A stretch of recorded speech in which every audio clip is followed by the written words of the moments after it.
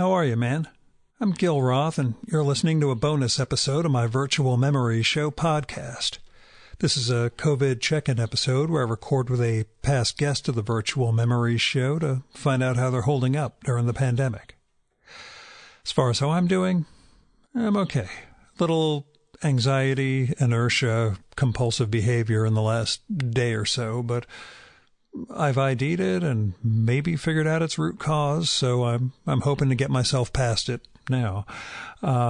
Spent a chunk of yesterday doing some pandemic vaccine work that may or may not be of use to the feds and therefore help us put out a vaccine that manages to protect the world. So here's hoping I get to play some little tiny role in that. Anyway, let's get to today's guest. Ron Hogan is joining me this time. Ron's a writer and editor who was on the Virtual Memories show about 5 years ago. We met when we were both recording podcasts with the author Lynn Ullman at her publisher's office in New York City. Ron did more than 100 episodes of a series of author conversations called Life Stories, which you can find on iTunes as well as his site, Beatrice.com. Nowadays, he provides editorial services, writes, and makes a neat writing development email called Destroy Your Safe and Happy Lives, which I'll give you a link to in the show notes for this one. As far as caveats go, there's a weird little rustling static sort of thing that comes and goes because of his mic, but otherwise, all good. He also pauses a few times to consider his words, and if this was my weekly show, I'd have gone in and cut those down a little and made them flow a little quicker, but part of doing this daily is that you don't get any of that. It's a much less filtered conversation. You get pretty much what we said when we said it. So, hey, here's me and Ron. How are you dealing? How are things going for you? I am dealing well. My wife and I have been in our apartment since the middle of March, but it's going fine. We're in Queens, in Jackson Heights, not terribly far, maybe less than a mile from Elmhurst Hospital, which of course is one of the epicenters for where people who are afflicted with the COVID-19 are ending up. So it definitely hits home. You definitely feel its effects in the neighborhood, but it's also at the same time, I mean, you don't get out into the neighborhood much. I think we get outside maybe about once or twice a week. And we're fortunate enough to have a courtyard in our apartment building, in the back of our apartment building. So, apart from when we have to go shopping, we can go outside without really exposing ourselves to contact with other people. Have you had friends or family turn up positive? Yes. You don't have to name names, of course, but, bad experiences, I assume? There have been some people who have had some bad experiences. Fortunately, for the most part, everybody seems to have pulled through after those bad experiences. But I definitely know people who have, lost their loved ones. Mm-hmm. And the cat's dealing okay? Oh, the cats are fine. The cats okay. the cats are like, what are you doing here all day now? Are they getting sick of you? Or are they sort of hoping you'll leave at some point? They're like, if you're going to be here all day, you could at least feed us. Yeah. How different is it than your previous circumstance? Were you working from home in the past? Yes. Or have you had to have a big adjustment? I mean, for me, I was working from home as a freelancer already. But at the same time, I was working from home, but in the middle of the day, if I wanted to go down to the bodega to get a wrap, I could do that. Or if I wanted to walk, a couple blocks to, the dumpling place or the Brazilian buffet or, any of the many options that I have for eating lunch in this neighborhood, or, if I wanted to go to the public library and pick up a book that I had ordered, or do any number of things, it was just no trouble at all to leave the house for a half hour, an hour or so. Yeah. And so that's gone. And then the other aspect of that is that, my wife is working from home, and, and it's great that she can work from home, that she has a job that is portable. But, we definitely had to sort of like sort out like, okay, we're both here, in this space all day long now. But that's been fine. I mean, that just took a couple of days. And I had a 2 cartoonist family on. One of the cartoonists was on, and she explained how they had to like partition the work area so that there'd be something symbolic, so that one would not, interrupt the other one with, "Hey, I just thought of," like when the curtain is drawn, you don't talk to the other one because you're both working. So, yeah. Oh no, when the bedroom door is closed, that's. I mean, generally, it's a pretty good indication that it's like, okay, I'm working now, and I'll be like, okay, yep, or at least for me to say like hello, and then she can say like, come in or don't come in. Yeah, I get you. Was there a sort of reading decompression period for you at all? Were you able to keep your regular level of reading going once this began, or did the anxiety, etc., kind of derail you from focus? I think we'll get to writing after that, but reading is what I first kind of experience. So I think for me, the reading stabilized relatively quickly. I think there was a point at which, in early mid-March, when it was first became clear that it's like, okay, you are not leaving the house for a while. There was a point at which it became hard to concentrate on things for extended periods of time. So I would read, but whatever tendencies I have to sort of, sometimes in the before times, it would be like, oh, I'll read a chapter and then I'll check my Twitter or my email and see what's come in. And then I'll read another chapter and then, see what it was. And for a while it was like, okay, I've read a page. Time to check in or to see if there's an article that I should, and I would have these articles that I would bookmark or at least keep the tab open until like, oh, I'll wait until I have some time to read them. And then I would never it would take like days for me to like do that. That leveled off and I'm able to do a lot of reading now.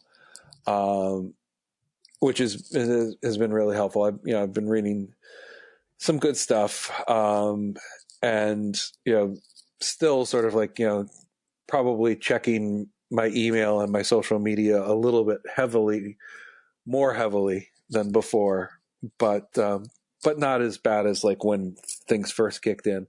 I think the main difference that has become really clear in the last 2 months is that I have barely turned on the TV at all. There was, part of that is because, I don't watch the briefings. I certainly don't watch Trump's briefings because, they'll just make me angry. Right. And I find out what I need to find out about them from Twitter. Yeah. I don't, at the same time, I don't follow Cuomo's briefings because, again, I will find out what I need to find out about them. I've always kind of resented live television coverage of, disasters like this. And this goes back to 9/11. The nature of live TV is that, and certainly the nature of 24/7 cable news is that it exists to create drama, to fill up 24 hours, 7 days a week. Right. So So a lot of it is just filler anyway. Yeah, or misinformed, fog of war, et cetera. We're just blathering. Yeah, but so I don't need that. I get the distillations of what I need. And certainly, as much as people admire Cuomo, I think there have been enough problems with, certainly, for example, the things he's doing with the state budget, the way he's handling the incarcerated population and their vulnerability to COVID-19. There's enough there that it's like, well, that's just going to make me mad too. So remember, post 9/11, Rudy Giuliani was a hero. Yes. September 10th, 2001, Rudy Giuliani was the most hated man in New York. Right. So, keeping some perspective on public opinion. And deserved every bit of it. Yeah. So I don't watch that. And there were some things that I did, like at some point in March, Castlevania season 3 appeared on Netflix. So I was like, okay, let's spend the weekend watching that. So I did that. But honestly, I just don't really feel the need to watch a lot of stuff or for it to be able to hold my attention for extended periods of time. I think the last time I tried watching something, and this was actually not so bad, ESPN has Korean baseball. Yeah. The Korean baseball organization has started their season. And I'm not getting up at 2:30 in the morning to watch baseball, but this is why we have DVRs. So I recorded a game and then I just had it on as background, and that's sort of perfect. I could do my reading. If anything interesting was happening on the screen, I could put it down and watch baseball for a little while. But it was also just this is nice, but I don't really need this. So I haven't that hasn't become a habit. It's something I did once. I might do it again. I had a sports related friend, a friend with a significant sports background, saying that, as a Celtics fan, I'm not really that interested in watching The Last Dance, the big Michael Jordan and Bulls documentary. And I just DM'd her back, all caps, there are no other sports on. And she's like, yeah, I guess you're right. May as well, because it'll be, not the immediacy of the sport, but, the spirit of sport itself. So, yeah. And she found herself diving into that series pretty deeply. Mm-hmm. But yeah, otherwise, so many things that we treated as our wallpaper or background, or things we were accustomed to, just have vaporized. Yeah. And I don't know, for you, how that's changed and warped the parameters of your life. Yeah. I mean, it's interesting. Before the pivot, I was already in the process of sort of formalizing my relationship with a Quaker meeting house here in Queens. Mm-hmm. And this extends back 2 years to my going back to Quaker meetings and spending more time with them. And getting to a point where I was like, I like this. This is I get a good sense of belonging here. It's something that addresses, various needs that I feel. I would like to belong more fully to this community. And so I had, you basically send a letter saying I would like to be considered to be a member of this meeting house as opposed to an attender, which is what I was. Yeah.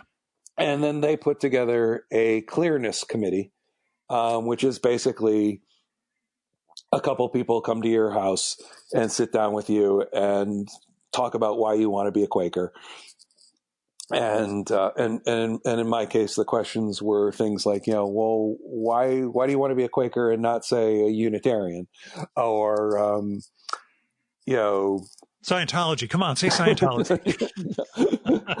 Yeah. Or, another question that sort of leapt out in the process was, Quakers believe that there is that of God which is in all of us. And how do you feel about the fact that applies to, Donald Trump as much as it applies to you or me? And you grapple with those questions and you answer them openly and honestly. And the upshot of it was that so we had that committee meeting at my apartment, I guess the second weekend of March, because it was already at a point where, we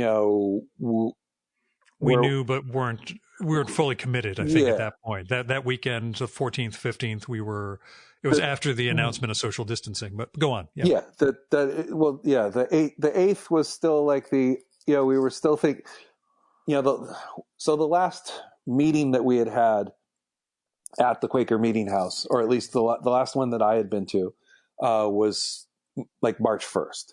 And at that one, we were sort of like, well, should we shake hands? And some people were sort of like bumping elbows. And I was like, bumping elbows feels kind of silly, but if you don't want to shake hands, we can just stand and look each other in the eye and say hello. That's fine. And then a firm nod has always worked well for me. But go on. Right. And then the following weekend is when they came to my apartment. And at that point, there was very much a clear sort of like, okay, I am leaving out tissues and hand sanitizer for you at the door. And all that. And then the following weekend was the first weekend that we just did not go. That we stayed at home. But so we had the clearness committee, and they went home and thought about it for a while. And the upshot of it is that I formally became a Quaker over Zoom. That still counts. Yeah. It still counts. Congratulations. Thank you. That like at the beginning of April, by then we had like moved to Zoom meetings, and at our monthly sort of agenda meeting, it came up. Ron has applied for membership. The Ministry and Worship Committee thinks he checks out, so we would like to welcome him for membership. And I was like, yay! So that has really kind of,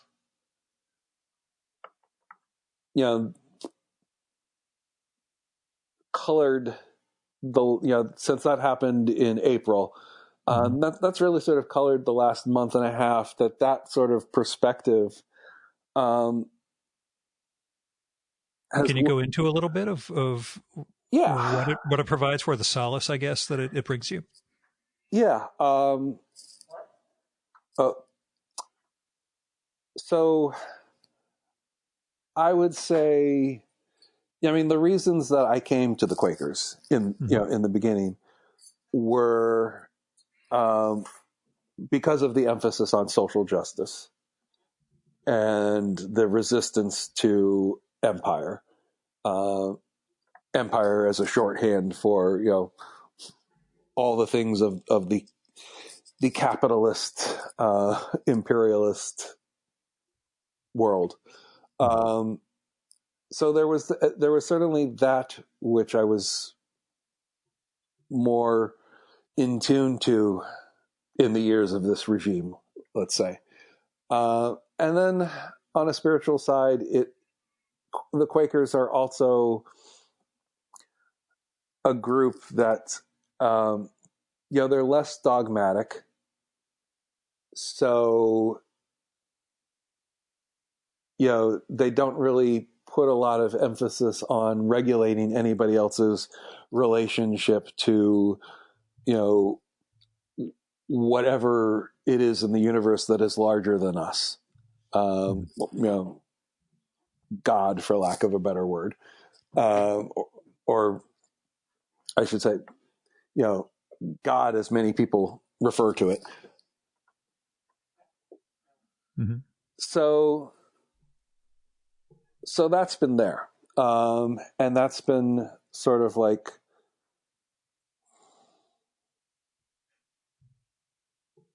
having that foundation from which to oppose what has been happening in this country and in the world has been really helpful. And then, just sort of using that as an opportunity to go back to, one of the things that I have been able to read a lot. I've been reading the Psalms a lot or even before lockdown. I was taking the Psalms with me to read at Quaker meetings, and they're nice bite-sized chunks that you can sit and meditate with for an hour. But I've also been reading around the rest of the Hebrew Bible and the New Testament, and the Gospels, and for example, you look at the way that Trump has handled the pandemic. Mm-hmm. And there's all this, it's going to go away. It's just going to, it's just going to vanish. It'll be like a miracle. Summer will come and the virus will be gone and everything will be great.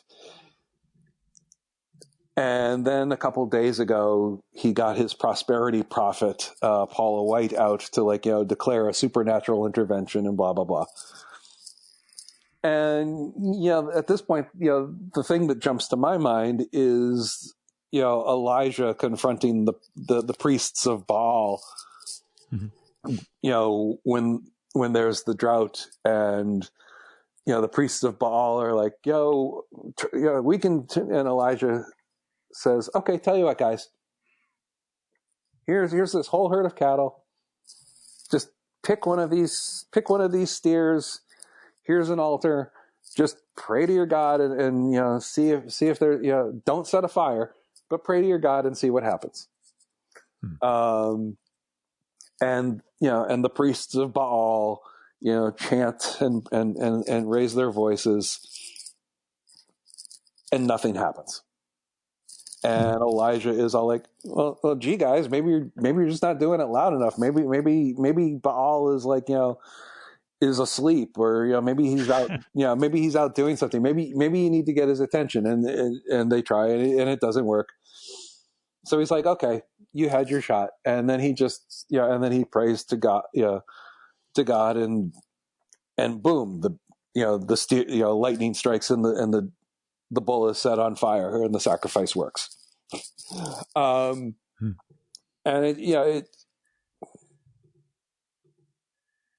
it has occurred to me for some time that this, not in a literal sort of sense. I'm not saying that I literally believe that the Trump regime and the people supporting it are enthralled to Baal or Moloch or Mammon or any of these,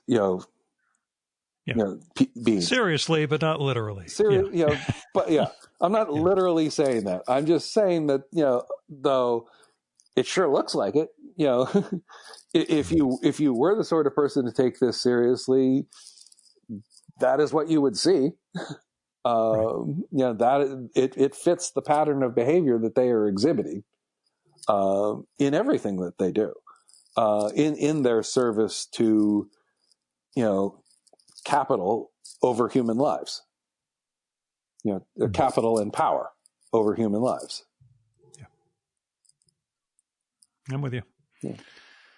I was having the conversation with Caleb Crane around his book last year that pre-pandemic we had a lot of conversation around this topic. So, yeah, not that I know if you have any longstanding enmity with Caleb or anybody like that, but I never know the whole New York writing scene, I guess. no enmities there.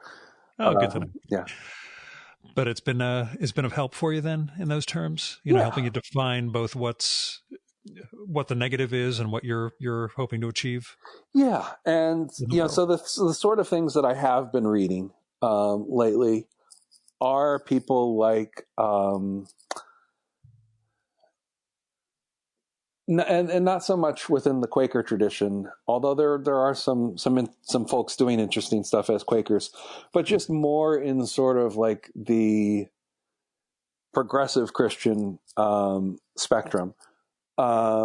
People like Emmy Kegler or Lenny Duncan or Caitlin Curtis, who are writing in really powerful ways about the ways that marginalized communities fit within the spectrum of Christianity, and that in fact, Christianity,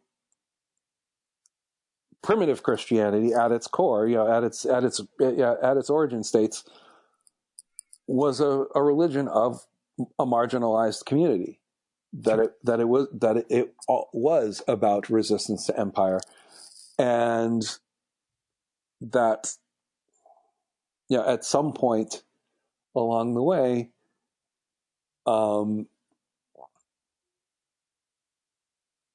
some folks have lost sight of that, and that it's important to sort of recapture that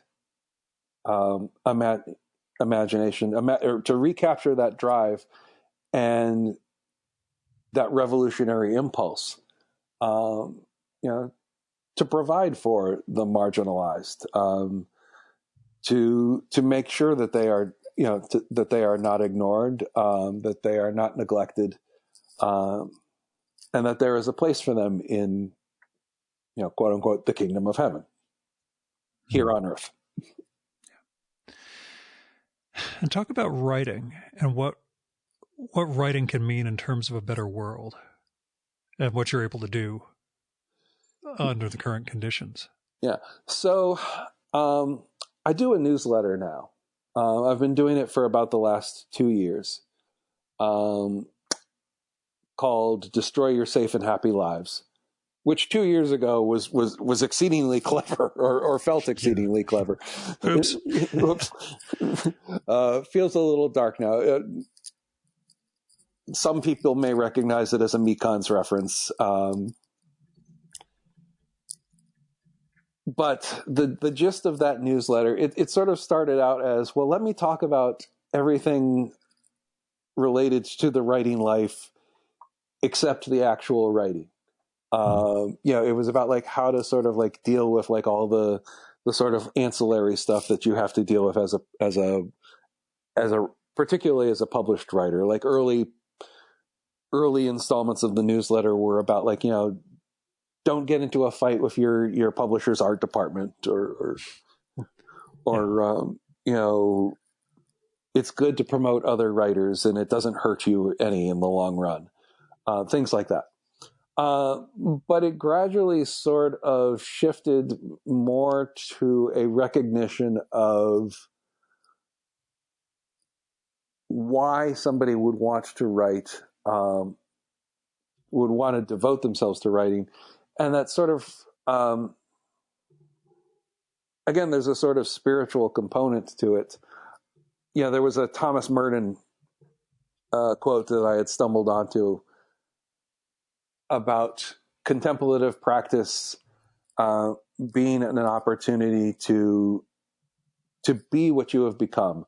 To sort of like the whole point of contemplation for Merton was to sit with yourself and in that process of sitting with yourself, realize what mattered most to you in life, and then act upon it when you got up from your sitting. And it felt like that was a really good way to think of writing, that in the practice of writing, over time, whether you're writing fiction or nonfiction, you come to recognize what it is that you want to say. What are the things that you hold most dear, that you consider most important? What is it that you want to share with the rest of the world? And that has been much more the focus of the newsletter since having that realization. And I guess because that had happened, long before the lockdown, by the time that the lockdown occurred, I was sort of revisiting that in some installments and saying, it's like, okay, this is an opportunity to, just to take stock. But also it became really clear that,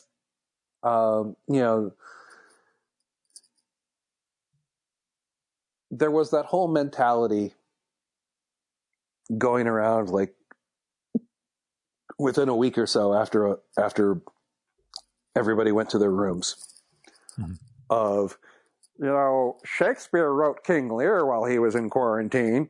Yeah, Newton, and yeah. What have you done with your life?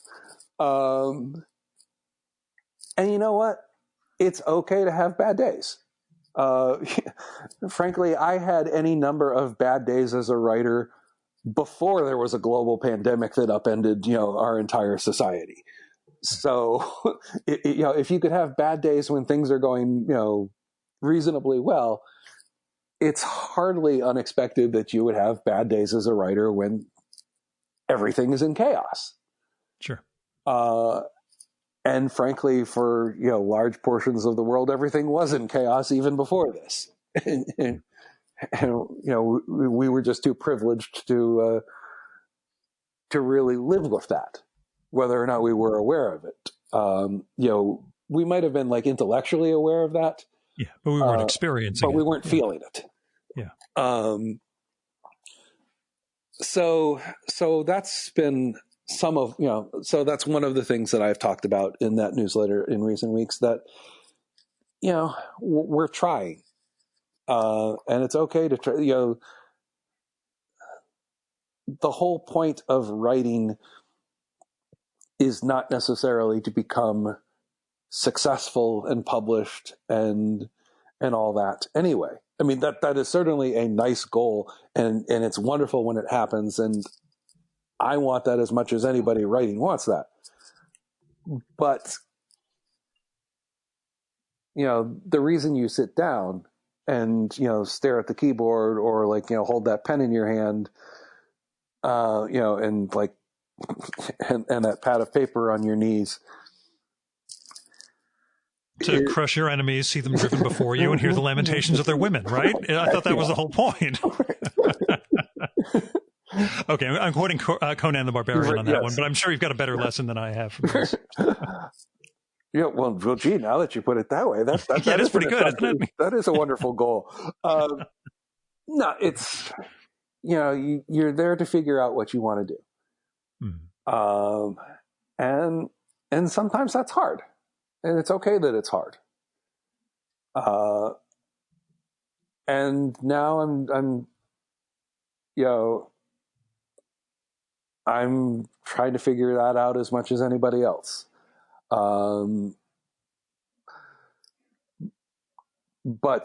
in terms of writing, it actually is a comfort to know that it's like, okay, I can sit down and I can try to write, and and I know that I have things that I want to say, and if I don't figure out how to say them today, I'll try again tomorrow, and it might take a while, and that's okay. And how well have the e-newsletter has been received? Do you get much feedback from people, or people who are just, oh, thank you for, I don't want to say giving me permission, but, letting me know that, my own bad days aren't, unique? Yeah. I think there have been like, a couple of like, oh, I needed to hear that today, or, thanks for that. So yeah, and that's been great. And when I have a new one, it goes out to everybody on the email list, and it's on Substack, by the way. So Which Ron, I feel bad. Until you mentioned it in our email exchange, I didn't know you had done this. So now I have to go subscribe to that and make sure I'm keeping up to speed. Yeah. And there'll be a link to it in the show notes for the episode, so people will know where to go. Exactly. Thank you for that. Sure. Because probably one of the reasons you hadn't heard about it is that I am not as good at self-promotion as I could be about it. And I'm not a writer really, but but anyway, go on. Mm-hmm. Yeah.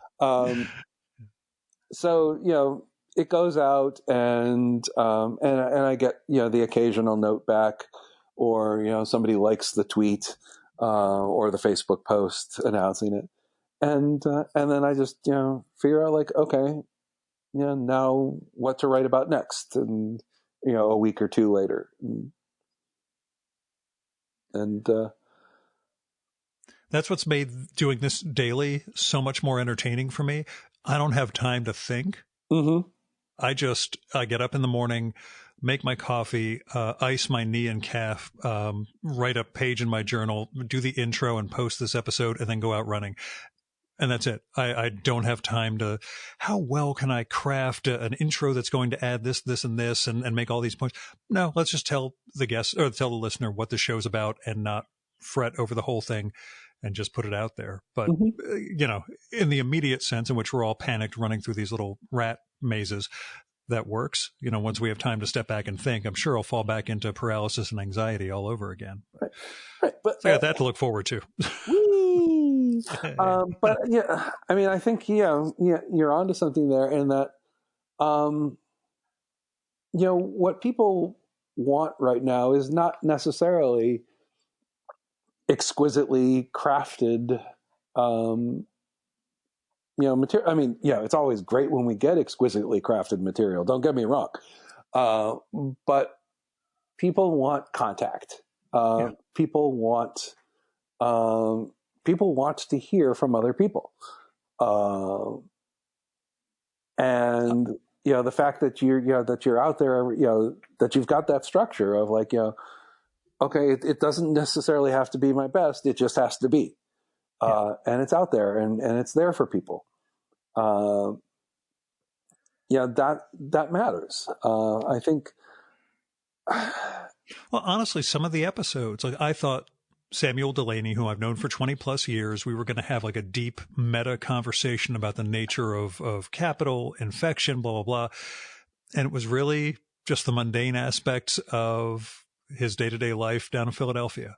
That's what he wanted to talk about. And that's what we did. And I thought that's the connection he needed. And that's what we're going to share with the listeners is, who he was in that moment, not Gil forcing some, arch profound structure on top of everything, but what real people, even real great artists, are going through right now. Talk to me about art, damn it. Yeah. And I was fine. I pushed it a couple of times, like questions that I thought would send him off. They didn't send him off. And I thought, okay, that's fine. I'm not, this is him, not me. So, yeah. And, I think, listeners or readers, they're happy to have these sort of, like, I don't know that spontaneous is necessarily the word, but, we're all sort of like, here in our rooms waiting for, anything to happen. And boom, here is a new podcast, or boom, here is a new newsletter. For these things to, like, to fall into our lives. It always was a great boon to have somebody, produce something that we could learn from, or that we could draw inspiration from, or be entertained by. But again, we just sort of, like, feel that more keenly in our stark new environment. Yeah. Well, as the other things get stripped away, as the procrastination by going out and taking a walk around the block or going to the bodega or whatever, you had in your environment, all that stuff gets stripped away, and we find the things that are still there. Yeah. For those people who don't have, like, an hour's commute each way now, You know, there are plenty of people who are still making those commutes every day, and for all we know, may appreciate appreciate the art that is coming into their range of vision. One hopes that it provides just a degree of solace. Yeah, solace, distraction, empathy, comfort. Comfort is the word I was looking for. Good. That's the one. Yes. I would end on that note, but I do want to ask, do you have any reading project that you're hoping to tackle, considering this is going to stretch into the summer? Is there any one of those, I've always wanted to read X. And now I'm going to have the time? Yeah. So I started the literary magazine, A Public Space, was doing this sort of like online read along, is still doing an online read along of War and Peace. Mm-hmm. Maybe 12, 15 pages a day. And I got about 200 pages into it before I got distracted by something and haven't picked it up in a while. I want to get back to it because, those 200 pages of War and Peace, which were like pretty much like the whole first volume. Mm-hmm. I was like, wow, this is actually, and I had never read it before. So I was like, this is actually pretty cool. So I'll probably get back to that at some point.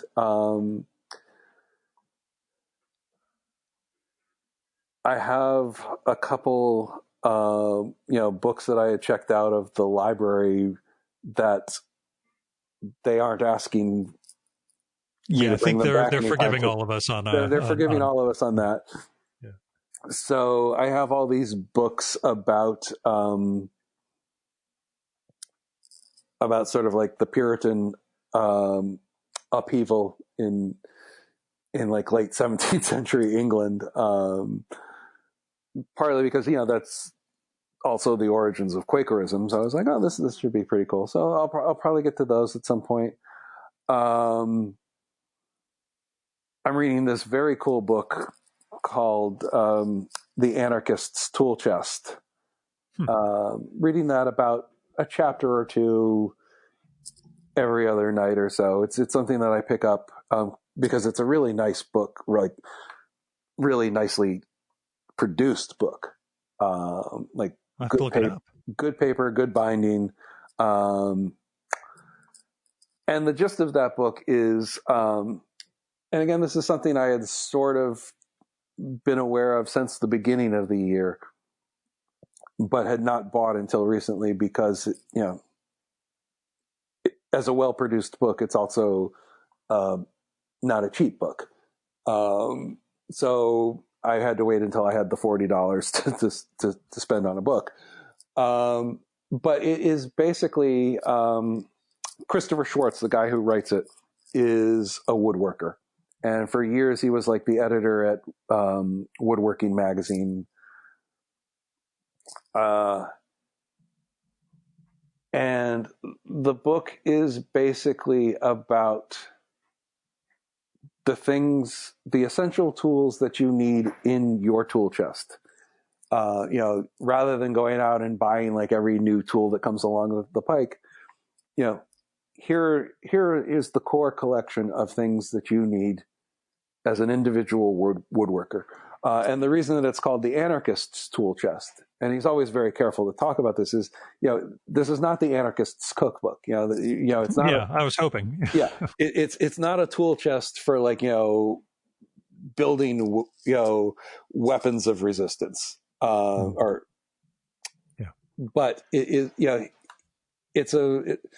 it's more what he calls aesthetic anarchism, or I guess another way to put it would be practical anarchism, which is simply about minimizing your engagement with the world of capital. There's that line in Paul's letter to the Romans, "Be not conformed to this world," and that's really what his version of anarchism is. That it's like, don't shop at the big chain stores.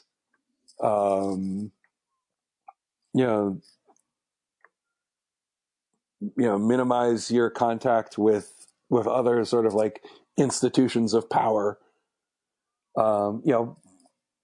Buy locally, build your own stuff when you can. Support like a smaller local community. And there was something like really appealing about that. And I should preface this by saying I'm not a woodworker.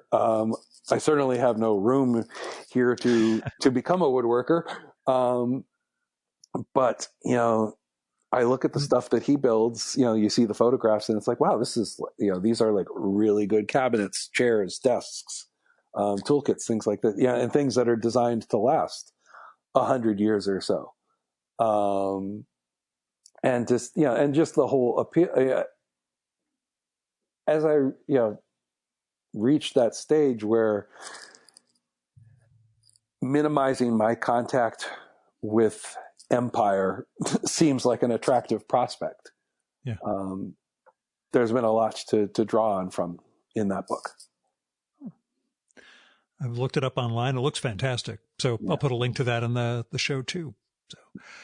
So we have to do this more than every 5 years, I'm convinced, because too much has changed in your life. We really need to do this by shorter increments. It's true. So I hope once we're past all this, all of this being in caps, we can sit down for a real conversation again. That would be wonderful. I would very much enjoy that. I'm looking forward to it, and maybe meeting the cat too. Yeah. Come on by. Come sit at my dining room table, and the cats will come by and stare at us. And that was Ron Hogan. Go check out his writing development email, Destroy Your Safe and Happy Lives, at ronhogan.substack.com. And that's RONHOGAN.substack.com. He's on Twitter as Ron Hogan, all one word, and on Instagram as The Ron Hogan, all one word. His oldish website is Beatrice.com. That's BEATRICE, which looks like beet rice, but whatever. You can find out more about his editorial services and his Life Stories podcast there. Oh, and there's a link to the Anarchist Tool Chest in the show and episode notes for this one. And we'll be back tomorrow with another COVID check-in. If you want to send me a little update to read on the air or have something you want to share with the listeners, let me know and we'll set something up. I'm at groth18@gmail.com. You can find my contact info at our websites, vmspod.com and chimeraobscura.com/VM. And you can find a link to the COVID-19 sessions at both sites with all of these daily episodes. You can also just subscribe to the Virtual Memory Show via iTunes, Spotify, or your favorite podcatcher. Our RSS feed is on the sites to make sure you get every episode and can roll around through the archives too. Now, in the before time, I always recorded in person, but now I'm using Zencastr.com to record remotely. If you're interested in that setup, it is spelled Zencastr, so no final E in Zencastr.